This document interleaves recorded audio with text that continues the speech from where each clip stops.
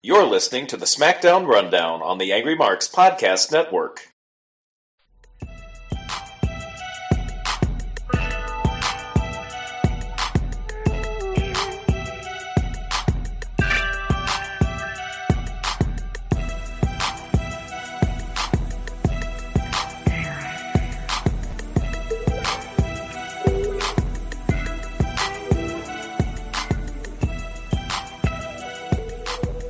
Welcome everybody to another episode of the SmackDown RunDown here on the AngryMarks Podcast Network. Yes, it is I, the one and only Nickolye, and I am joined once again by my co-host Jordan Garber.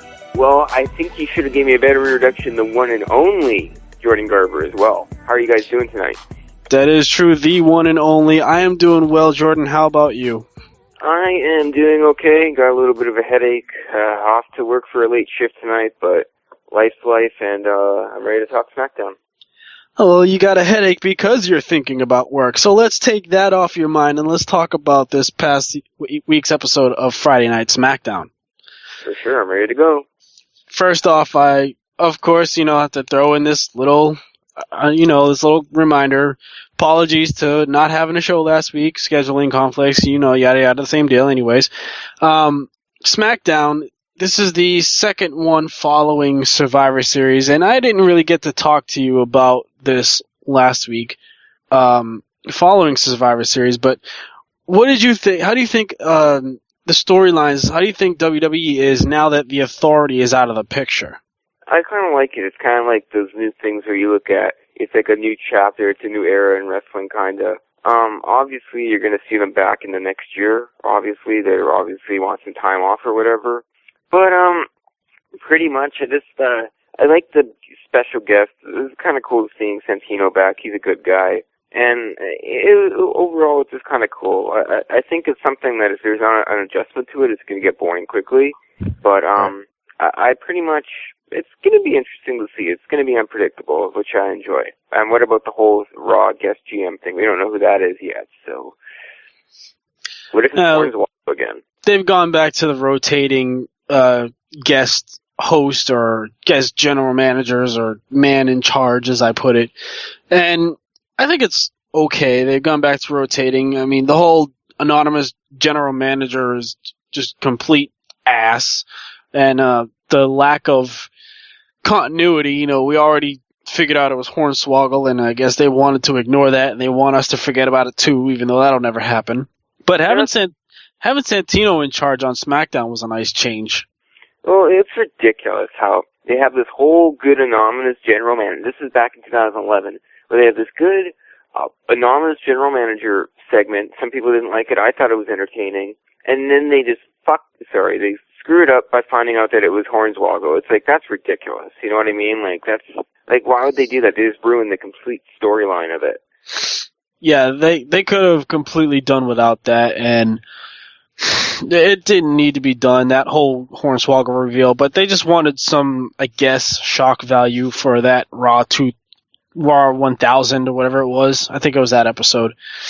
And ironically, Santino Marella is the one who found him, and he was the guy in charge on SmackDown the same week as the anonymous GM was the person in charge for Raw. I thought that was kind of weird how that played out. But SmackDown did a really good job selling us on the TLC pay-per-view. We started off with an Intercontinental Championship, and that's always fun to watch. Luke Harper defended his title against Dolph Ziggler. Now, this is the second week in a row that these two had a title match, because Harper defended his title against Ziggler at the end of SmackDown last week, got counted out. So on this week's episode of SmackDown, it was the first match of the night, and Harper gave Ziggler a low blow, just straight kicked him in the balls to get himself disqualified, and Ziggler still got screwed out of the match.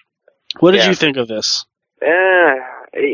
You're gonna predict that because you're not gonna see Ziggler win the title back again that soon. I'm gonna predict that Harper has the title for a good 4 to 5 months. It's just stupid if they put the title back on Ziggler right now. They're just gonna let Harper have it. I thought it was really good, and that's what I think of it. Now, do you think this match was better than last week or not as good? I don't think it was as good. Yeah, I have to agree. Last week was better.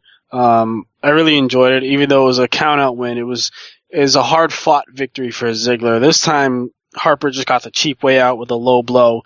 And people who are smart enough to notice these things, they would have already predicted that this match would never have a clear winner because it was really going to set up for the TLC pay-per-view. We've seen Harper and Ziggler throwing ladders at each other left and right, so you just knew, and Santino made it official that at the TLC pay-per-view we will see Luke Harper defend his Intercontinental Championship against Ziggler in a ladder match.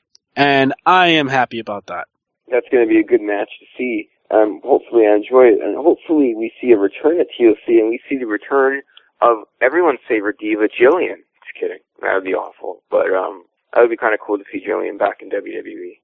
Well, now you're just reaching. I don't know, I'm just watching Superstars right now, and I'm just watching her sing, and it's like, she's a good heel. But yeah, in all seriousness, though, Ziggler and Harper, that should be a really good match to see. That's going to be a classic.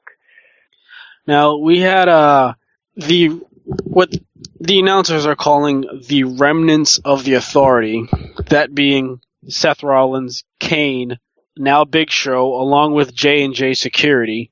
We're all in the ring talking about their upcoming matches at TLC. First off was Seth Rollins, and he was talking about his opponent John Cena, and this was announced on Raw that Cena and Rollins will have a tables match at the pay-per-view, and the interesting twist is that if Cena loses the match, then he also loses his number one contender spot for the World Heavyweight Championship, and I thought that was a nice stipulation added on there. Whether or not Cena goes over or not, I like that this was added on there.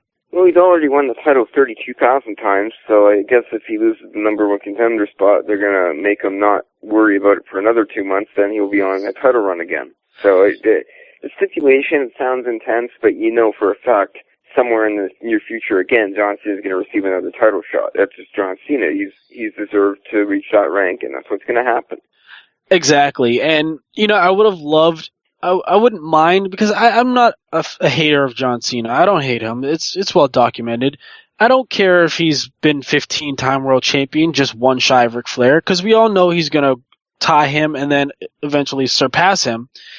But the fact that this stipulation was added, I would not mind seeing Cena lose this tables match, give Seth Rollins the victory, his stock rises, but then his stock may stall because you get a returning Randy Orton getting his hands on Seth Rollins, and maybe Orton gets, surpasses Rollins. Maybe he gets a victory over him, say a number one contenders match, and Orton gets that number one contender spot for the World Heavyweight title, so we can see Randy Orton versus Brock Lesnar. I would like to see that instead, because we've seen Brock Lesnar and Cena 2 times earlier this year, and we all know Brock Lesnar could kick his ass. Oh yeah, exactly. Personally, what was I talking about? I just completely blanked out. We were talking about Lesnar and Cena. Okay, I don't think I'm going to see Randy Orton return. If he returns, that's way too soon. That's not even. No one's going to even cheer if he returns. It's just how long? It's been 3 weeks. Has it been 3 weeks? I think they'll cheer. I have a strong feeling that they will cheer Orton, because I think you remember when he turned on the Authority and he was fighting J&J Security, Kane, and Seth Rollins. They were chanting for RKO. So I think Orton will get cheered, and he has to come back with a vengeance against Seth Rollins. And I believe we'll see it happen. I guess so. It's just too early for a return. He's been gone under a month, right? That's all I think. Something about that. Yeah, it's actually no. It's been about 3 weeks, because he was gone before Survivor Series, so it's about 3 or 4 weeks now. Well, I guess when he returns, it'll be good to see. Did he finish filming that movie? That's the question. Not yet, but we still. I don't think we'll see him before the TLC pay-per-view.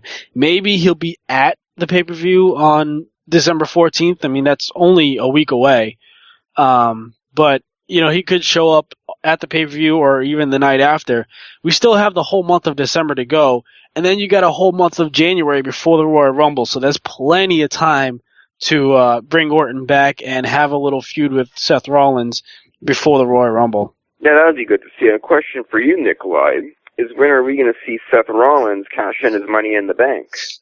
Oh, I won't see that happening until well after WrestleMania. I don't see it happening the rest of this year. It won't happen. I'll say this, it will not happen as long as Brock Lesnar is the champion, because I think the bigger draw is Roman Reigns defeating Brock Lesnar to be the World Heavyweight Champion. Did you say Roman Reigns? Huh? Did you say Roman Reigns defeating Brock Lesnar? Yeah, I could see that rocket being put on him for that role. That's my bold prediction, as they like to put it. If there was a chance that Seth Rollins became world champion or cashed in before WrestleMania, then he would have to beat Brock Lesnar for it. It wouldn't be anybody else. And maybe you have Roman Reigns versus Seth Rollins for the title. But either way, I see Roman Reigns at WrestleMania winning the title. It's just, I don't see Seth Rollins cashing it in on Brock Lesnar at all. Or even if Cena were to somehow beat Rollins at TLC, challenge Brock Lesnar, and beat him, then Seth Rollins could cash it in. But I just don't see that happening. Honestly, though, I find this Brock Lesnar part-time WWE champion thing to be ridiculous. The man's a part-timer. He's beaten The Undertaker, and you don't even see him all week. He's won the title. Yeah, good for him. He's a part-timer. They made him win the title because they can't even afford to book him on all these shows. So you have a man with your title. You've never seen the title on Raw in 4 freaking weeks. It's really frustrating. Like, you look at it this way, it's like, why are they doing this? It kind of makes me think, and I'm going to say a controversial comment, that Brock Lesnar has no respect for the business because he's a part-timer. They're making the man a part-timer, and he has the WWE Championship, and he's beat The Undertaker's streak, but yet we don't see him every week busting his ass. Like, what's that about? I wholeheartedly agree. I was not a fan. I mean, you just knew it was going to happen once Lesnar was challenging for the title. You just knew it because, I mean, look at The Rock. He came back and he won the title, and he's another part-timer, but he was there more often. We've only seen Brock Lesnar come back since SummerSlam. Since he won the title at SummerSlam, we saw him on Raw the night after.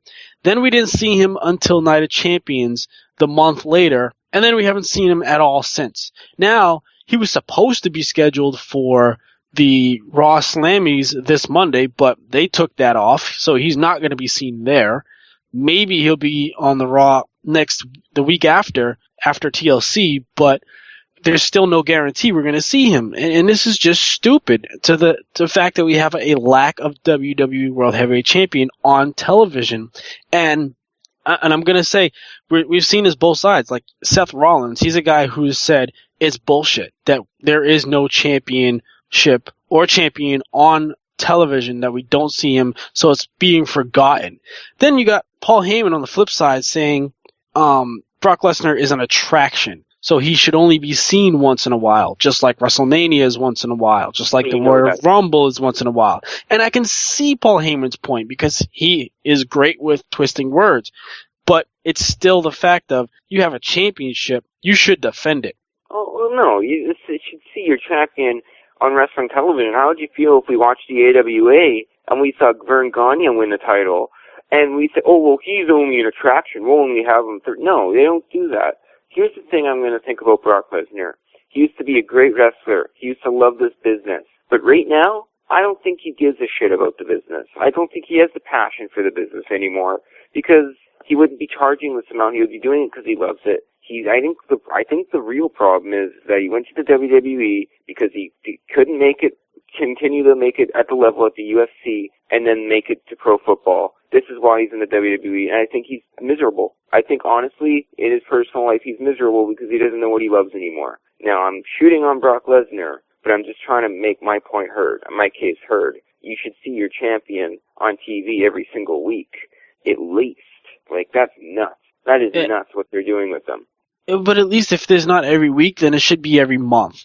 And Exactly. I understand him not being at Hell in a Cell, but he should have been at Survivor Series. Oh, exactly. That's a top 3 pay-per-view. That's a top 3 and here's the thing. I would not be saying this about Brock if he was at if he was at Survivor Series. If he appeared at Survivor Series, let the guy have fun. But he's having the title, and fans are starting to get impatient, and we don't even hear anything about the WWE Championship anymore on Raw. That's your main belt. And then they're so stupid that they unified it with the other title, so now we don't have a world champion. So let's say that the major title now is the tag team titles. It's like, why are you doing that? We should see it. I thought if you held the title for 2 months, that's awesome. But this is ridiculous. This is crazy.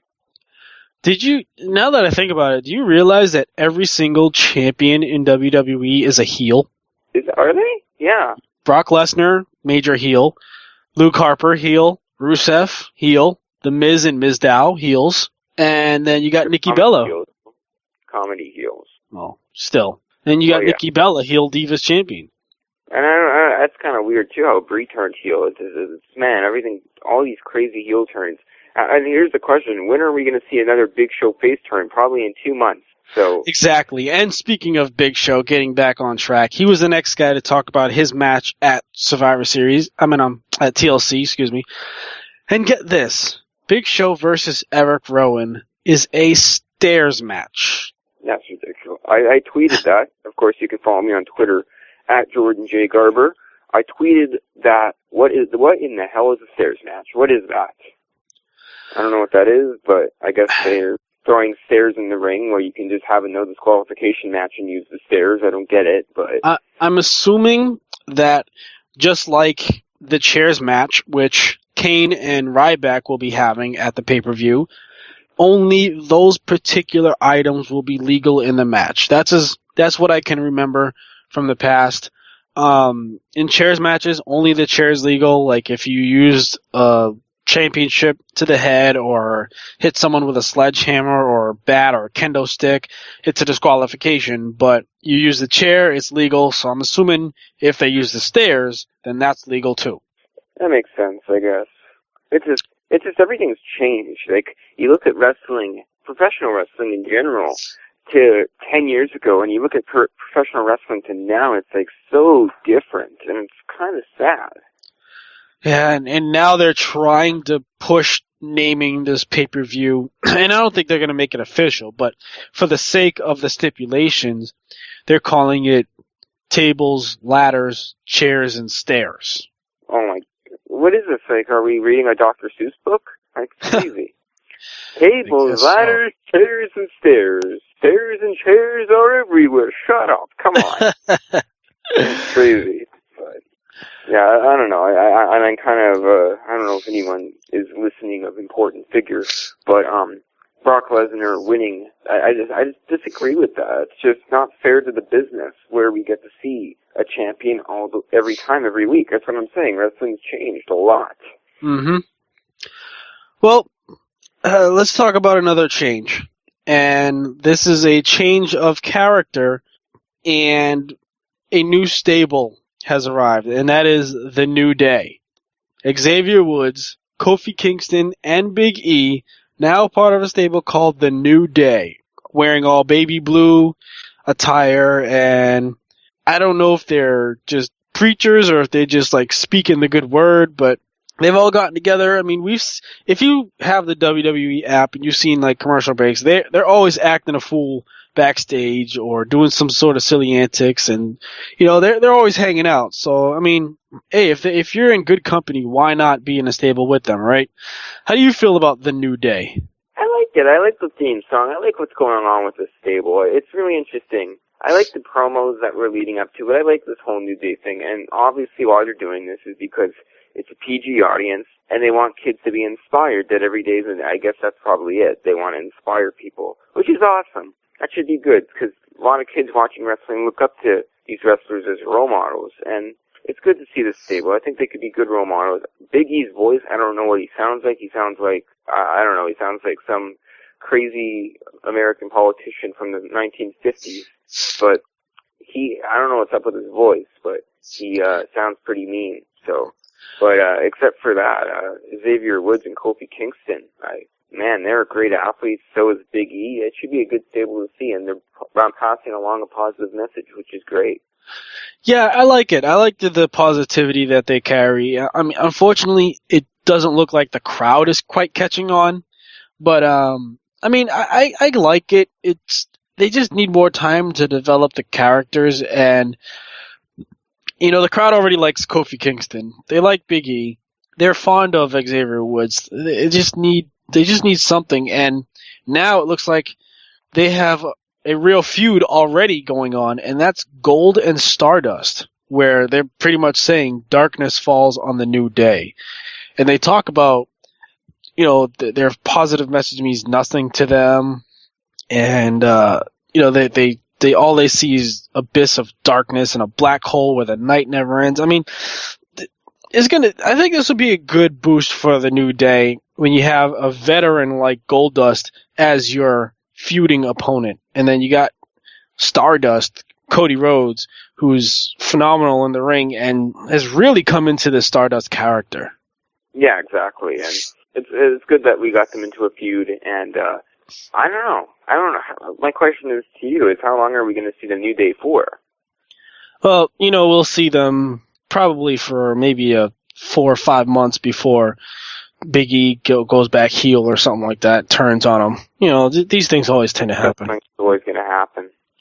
Yep. That's what's so funny about it, and that's what I said. I made a status that wrestling is silly sometimes, because it is, and that's what's fun about it, is that wrestling is supposed to be that way. It's supposed to be fun. It's supposed to be silly, and because really, in real life, are we going to have people cutting a promo about how they're going to face someone? Like, what if before I went to work, I'm going to cut a promo on, and today at work, I'm going to excel and be the top employee, and that's a fact. Like, I'm not going to do that. That's what makes wrestling fun, right? It's supposed to be fun to watch, and exactly, I like the New Day, and they're portraying that. Now, we had a promo segment from Dean Ambrose talking about how he destroyed Bray Wyatt's rocking chair on Raw, and says it symbolizes what he's going to do to him at TLC.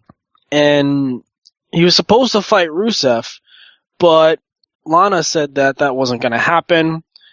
After, I don't know, she never said why it's not going to happen. She just blamed America and Jack Swagger and just said that America is a disgrace and blah, blah, blah. Same old, same old. Right. Which was really, I think this was all just basically a setup for Ambrose to get mad and have Bray Wyatt attack him from behind. And Bray Wyatt just kicked the shit out of him. And then he just slammed Ambrose's throat into a chair using the steps. And I thought that was really good heat for this feud. And they did the whole stretcher job for Ambrose. And the whole crowd, the whole arena went silent. And you just felt the moment right there. Like, wow, like this is serious. Oh, yeah. And it was an intense moment. That was a good way for Wyatt to get heat for sure. And they're having a match at TLC, aren't they? Yeah, and they're in a TLC match at the pay-per-view of the same name. It's good to see. It's going to be very good to see. Yep, so in that match, that's going to be a pinfall match where tables, ladders, and chairs are allowed, obviously. See, I've always liked matches that involve ladders where there's something to climb for, as opposed to a match where it's just legal to use. I don't know, I mean, I guess I have no problem with Ambrose and Wyatt in a TLC match itself. I just wish that there was something to reach up for. Yeah, exactly. And of course, if you want to preview that match, you can. I felt bad for burying Brock Lesnar, so I would say, if you feel bad, if you want to preview the match between Ambrose and Wyatt, you can buy WWE 2K15, available in stores now, and you can play that and play in that title match. I don't know if it's going to be like the stupid other games where you have to unlock it, because that's ridiculous. But hopefully you can play them in a TLC match, and you can preview the match for TLC. And I kind of, now that I think about it, going back and talking about the TLC match between Wyatt and Ambrose with nothing to climb for, I do have to mention where the Shield faced Daniel Bryan, Kane and Ryback in a TLC match, and there was nothing to climb for. Yet that was a awesome match. It was the Shield's very first match on WWE TV. It was a TLC match at the same pay-per-view. So, I mean, I guess there's really no shame in having that kind of stipulation for no title or no briefcase or anything. I'm going to go out of the blue. I'm going to ask you a random question. But if you could see any superstar in the WWE, past or present, return at TLC, who would you choose? Past or present? If it was present, I'd say Brock Lesnar. I'd like to see him return with the damn title. Sorry, that sounds stupid. Who would you, like, from the past, who would you like to see? Like a former WWE star that got released. Who would you like to see them back at TLC? You know, I don't have an answer for that. I choose John Morrison. Would be good to see back. True, yeah. Of course, I'm going to put over Rhino and Chris Masters, right? Because they have a good history with Jordan Garber with my interviews. But to see Rhino and Chris Masters back at TLC, that would kind of be cool. That would be awesome. Yeah, I mean, John Morrison, I've always enjoyed watching his matches. He's amazing. I don't know why he got released in the first place. He wanted to take some time away. I guess he felt burnt out or something. Yeah, he's such a great athlete. He should be... If he comes back to WWE for like 3-4 more years and wins a major title, we could see him for Hall of Fame. Maybe. I sound stupid, but... That's your bold prediction. Go right ahead. That's a bold prediction. If we see him back in WWE and he wins the WWE Championship, we're going to see him in the Hall of Fame. Crazy, but I predict it.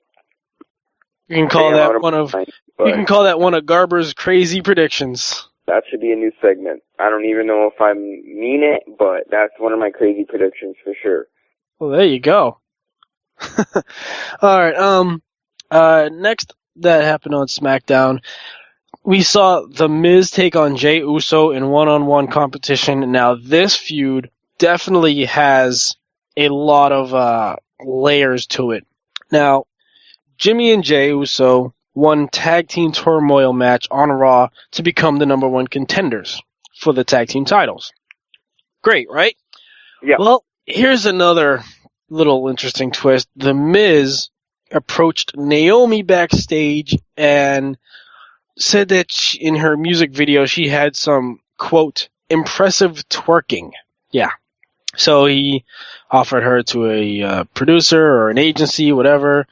Later that night, Jimmy just slapped the dog piss out of Miz.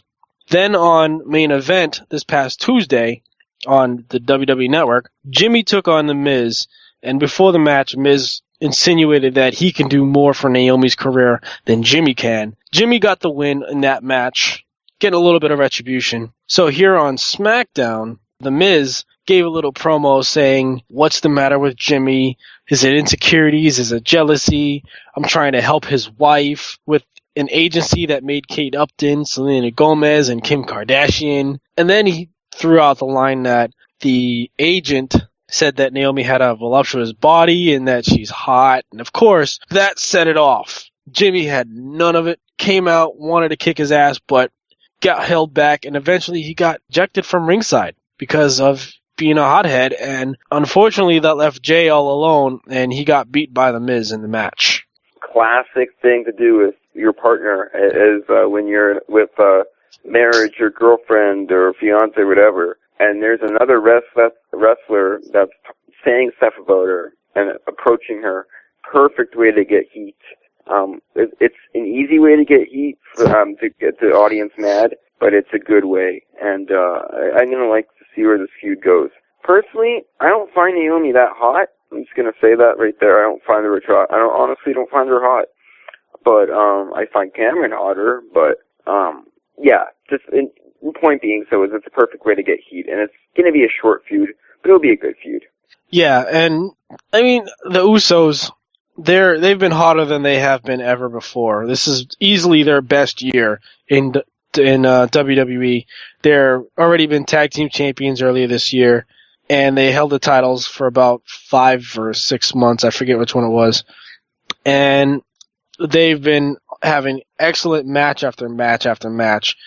So I'm really happy for the Usos. And to end the year in a big feud for the tag team titles, is just another feather in their cap. Oh yeah, for sure, most definitely.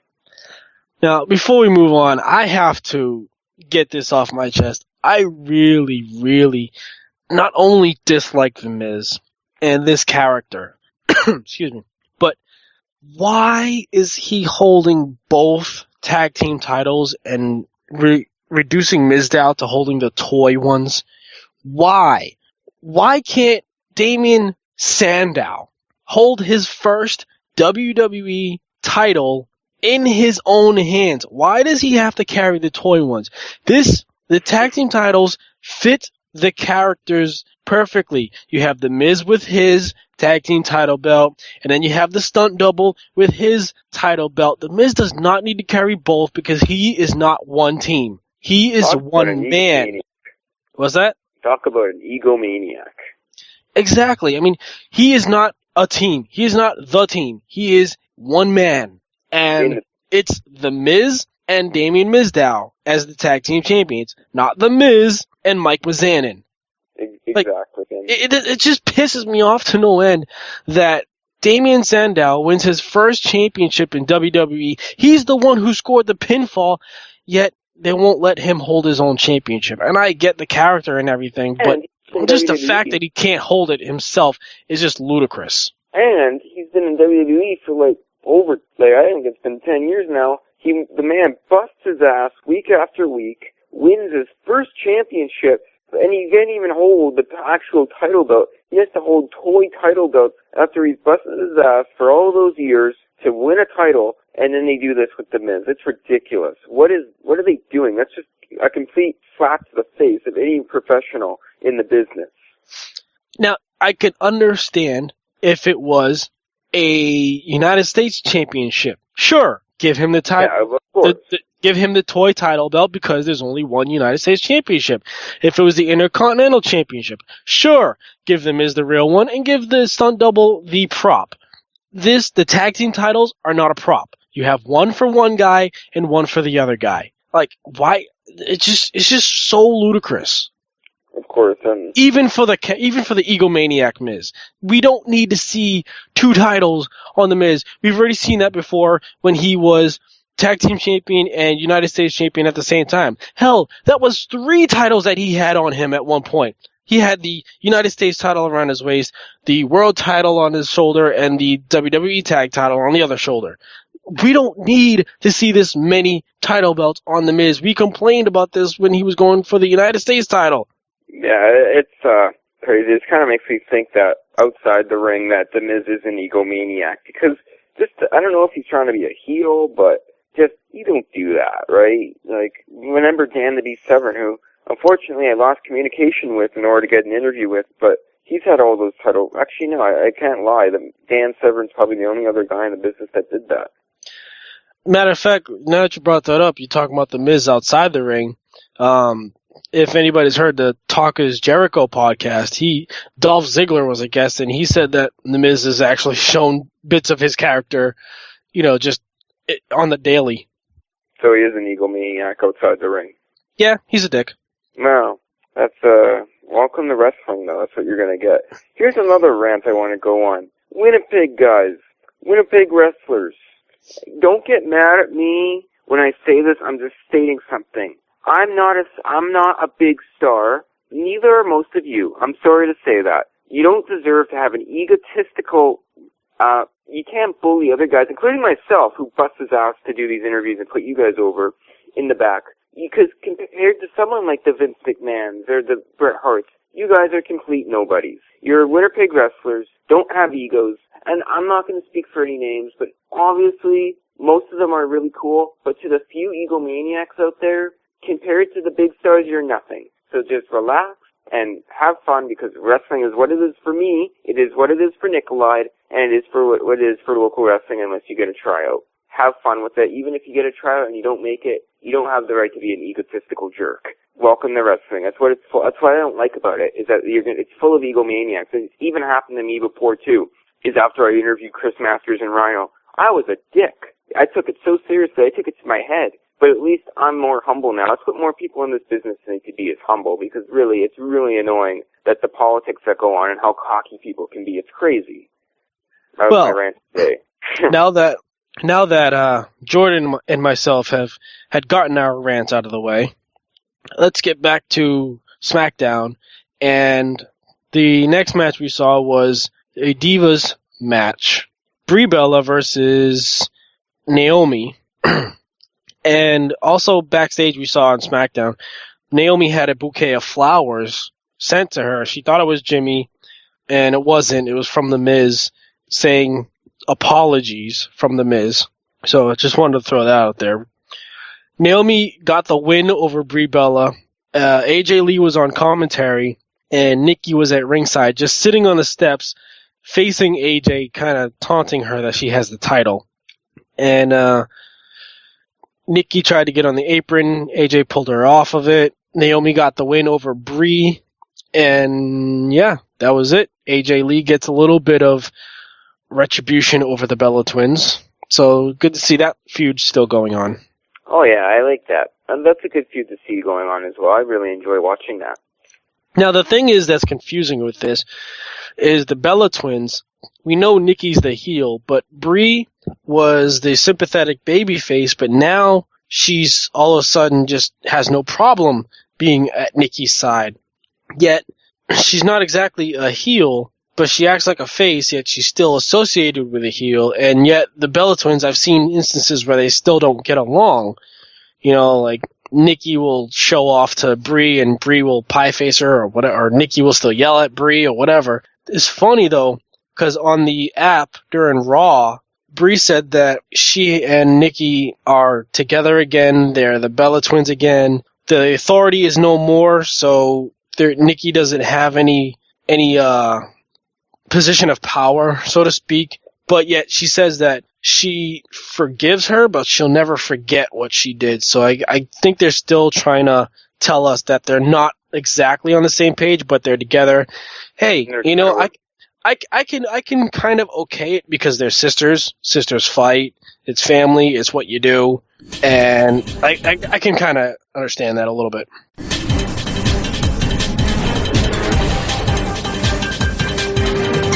now in a desperate attempt to fill 24 hours of programming, here's some bullshit that happened somewhere today. Perfect timing with the drop. one of our classic drops that we've always dating way back to Ring the Bell here on AngryMarks. But yeah, that's a classic drop from producer Killer Kev. Now that we've gotten that out of the way, we get to the main event. The guest host or guest general manager, man in charge, whatever, Santino Marella, made the main event match of Ryback and Eric Rowan versus Seth Rollins and The Big Show. And I think this match kind of started out slow for me, but towards the end, it really picked up, got really exciting. Kane got ejected from ringside. Ryback was getting the heat on him. Big Show got the tag, but the referee was too busy telling Kane to leave, so he didn't see the tag. Eric Rowan took out Big Show while Ryback hit the meat hook on Seth Rollins, planted him with Shell Shock, got the 1-2-3 for the team. I think this was a good finish, and you know, we were so unsure what they were doing with Eric Rowan, and I'm still unsure with his future, but I like how they're using him right now. Yeah, I like Eric Rowan. He's a scary guy. It's one guy you wouldn't want to meet down a back alley for sure. So I like this little feud going on. I like Eric Rowan. I like the face turn. I like all of that. It's going to be interesting to see where this goes. Definitely. And, you know, you have Ryback getting a little bit of retribution, you know, getting the win for the team, sticking it to Kane, who was at ringside and got ejected. Then you got Eric Rowan getting a kick on Big Show, knocking him out the ring and getting the last laugh, basically. And these guys are 1 week away from WWE TLC, the Demolition Derby of the WWE. You remember when they used to have WWE Roadkill or whatever it was? There's that street monster card game. I think it was wasn't it Road Rage? Road Rage or something? That was awesome. I don't know. I never played it. I miss the old WWE games. I miss, like, the SmackDown Shut Your Mouth and, like, the old. That's why I'm not buying 2K15, because the gameplay is just so slow. But in the other games, you could just press buttons and you get automatic strikes. It's like, it was way better that time, back then. Yeah. Well, that's going to do it for this week's episode of the SmackDown Rundown. What did you think of the show as a whole? As a whole, I'd give it a 7 out of 10. Overall, pretty good show. A few things that was kind of boring, but in general, out of 10, I'll give it a 7. It was a pretty good show. What did you think? Yeah, I'd have to agree. In my opinion, there was just way too much talking and not enough action, and that's saying something with a really good opening title match and a really good tag team match at the end. It's just in the middle, there was just so much talking. We didn't get Ambrose versus Rusev as advertised on Raw and Main Event. So, I mean, I was kind of disappointed that we didn't get that match, that it didn't even happen. But yeah, it was just a lot of talking on SmackDown this week. Pretty much just nothing but talking. And I understand they're trying to sell the next pay-per-view, which, in my opinion, they did. They did a good job with their feuds and everybody, getting at each other's throats. So in that retrospect, I feel for it. I'm just waiting to see what's going to happen next week on the go-home show to Raw and SmackDown. For sure. I'm looking forward to seeing what happens in the future as well. All right. And on Monday Night Raw will be the Slammy Awards show. I don't know how to take it. I'm just going to be a tweet machine. Just going to be talking about the Slammy Awards at Nickolye on Twitter. And, yeah, I mean, the voting is now up on WWE.com. You can vote Superstar of the Year, Diva of the Year, Match of the Year. There's even NXT Superstar of the Year, which I'm actually happy that they have that category. They're giving NXT recognition, which, by the way, I can't leave without saying, don't forget this Thursday night on the WWE Network, if you have it, will be NXT TakeOver, Our Evolution. You have Adrian Neville defending the NXT title against Sami Zayn, who vows to leave if he loses, which that should be a really, really good match. I cannot wait to see that. You've got Charlotte versus Sasha Banks for the NXT Women's title. You have the Lucha Dragons versus the Vaudevillains for the tag team titles. Hideo Itami and Finn Balor versus the Ascension. That should be good. And also the debut of Kevin Owens, the formerly known as Kevin Steen. I cannot wait for this show. Oh, it's going to be amazing. Kevin Steen, a man that worked his way up to the WWE, a man who's paid his dues on the indies, done it all on the independents, traveled around the world, is now on WWE NXT. It should be really interesting to see the debut of Kevin Steen, a.k.a. Kevin Owens. How awesome is that to say that Kevin Steen is in WWE/NXT? Amazing. Oh man, have you seen his latest promo video that aired on NXT? And they probably put it up on YouTube or whatever, but have you seen his latest promo? I want to see. I'm going to look at it right after this show. He was talking about how he wrestled Tyler Black. Now, well, he didn't listen that way. He said he's wrestled Seth Rollins, and they called him first, and now he's like Mr. Money in the Bank. He's wrestled Daniel Bryan, and he's had success in WWE. He's been longtime friends with Sami Zayn, and he got called up to WWE first. He's wrestled Adrian Neville, and so Kevin Steen has all this he's happy for his friends, but he's mad that they called his friends up first before him. And I just can't wait to see him on this show. Go get WWE Network if you don't have it. Watch NXT TakeOver Our Evolution. Is going to be a phenomenal show.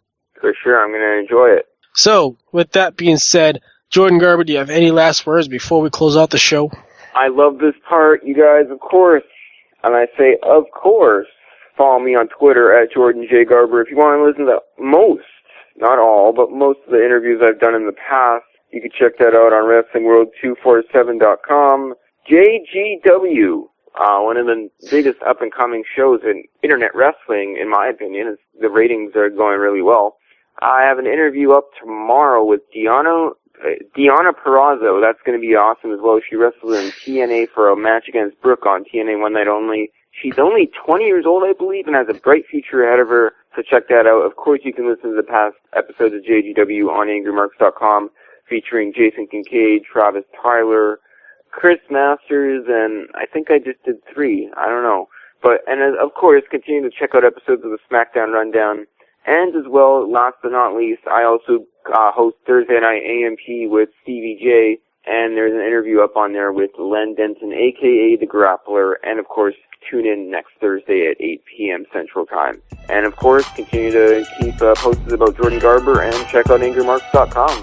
That's right. And also check out every other podcast on AngryMarks.com and follow AngryMarks on Twitter and, like them on Facebook. And make sure you check out AngryMarks.com for everything else in between. You got articles, news, rumors, recaps, and podcasts, of course. AngryMarks.com, your number one stop for wrestling and mixed martial arts. That's going to do it for this week's episode of the SmackDown Rundown.